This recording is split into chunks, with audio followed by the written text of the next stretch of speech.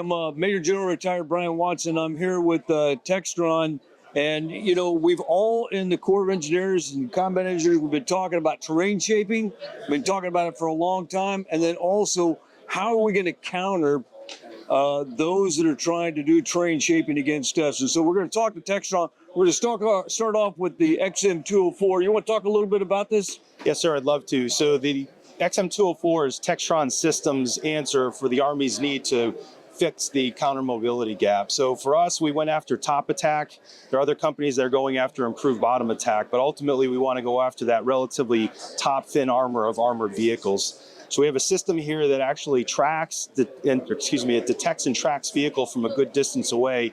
Usually it'll start picking up over a kilometer from the launch unit, and it'll track that vehicle as it's moving towards it. Once it crosses 50 meters in any direction from the launch unit, it'll actually send this munition skyward, one of 4 that are on board. It uses an onboard sensor suite to find that vehicle, figure out the best time to strike, and then it actually explodes and creates an EFP, or an explosively formed penetrator, and that's what's going to put a hole in that vehicle and ultimately accomplish the commander's task at that site. And so this already comes as a unit down to the so this is what a soldier would see. Yes, sir. And it's got 4 munitions on board, already prepackaged. And then if you don't use it, you can render it safe, go to the next mission. At different times you can. Once this, and let me back up a little bit to your point. Yes, sir, this is the way it comes. There's no dunnage, there's no assembly. So when the soldiers picked up the system from the first sergeant, they're able to move it to emplacement site. They're ready to go on site. What's the weight on this? About 84 pounds. 84 it's a 2-soldier lift. You know, you do get the 4 shots per system. So when you enable the system, it goes into a safe separation countdown time, lets everybody pull back. During that time, you could safe it and you could move away. Once the system arms itself, though, you cannot safe it at that point. It's either going to go towards its self-destruct time, or it's going to expend all 4 munitions against vehicles moving into the area. Okay. And then how far away can you control it? This one is autonomous. But when we go to the XM250... XM250, it's several kilometers away. The requirement is protected, so don't want to put that out on the street, but it'll be several kilometers away from the actual launch unit that the soldiers will be able to turn it on and turn it off on demand. Okay.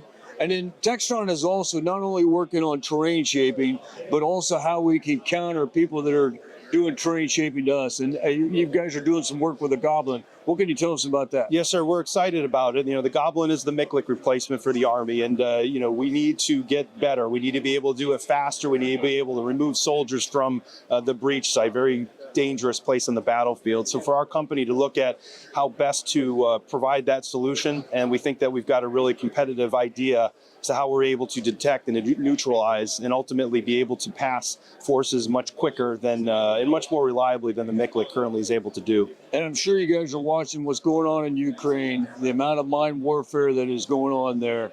It just seems to me that the requirement for something like Goblin is just going to increase if we're really going to go across a peer competitor. Yes, sir. And we watch that very carefully, because even a system like the XM204 that is non-persistent, it matters. At some point, the hostilities are going to end.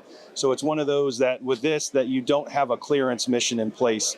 With the Goblin, a very high neutralization of any threats that are the mines and obstacles that are out there. So it's safe for the follow-on forces, much less work for the Ukrainians to be able to clear afterwards. Yeah.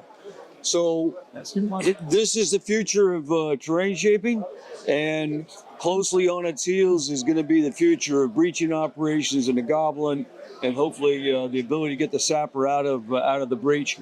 Hey, I want to thank you so much, and thanks to Textron for all you guys do for us. Thank you, sir. Really appreciate it.